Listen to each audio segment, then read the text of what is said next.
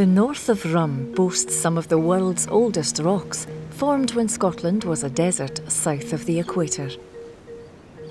Nature has also crafted spectacular landscapes beneath the waves, only they have proven harder to explore.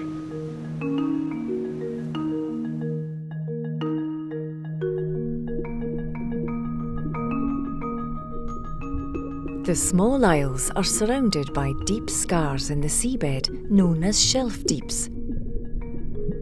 These valleys and troughs offer a variety of habitats that harbour species like sea pens, sea cucumbers and starfish. Carved by glaciers thousands of years ago, the deeps extend far below the surrounding seabed. In some places, near Rum, canyons reach depths of more than 250 metres. Shelf deeps influence the flow of the surrounding water, creating tidal fronts that gather plankton close to the surface. This triggers a feeding frenzy.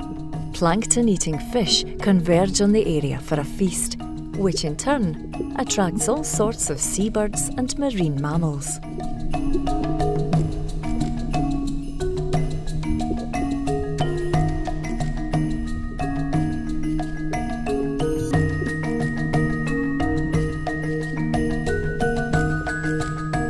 Northern sea fans also rely on plankton, which they pluck from the gentle current as it washes past.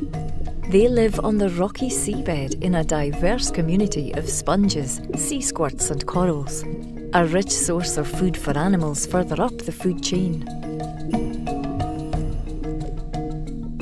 Northern sea fans thrive in these waters, but are scarce in the rest of the UK.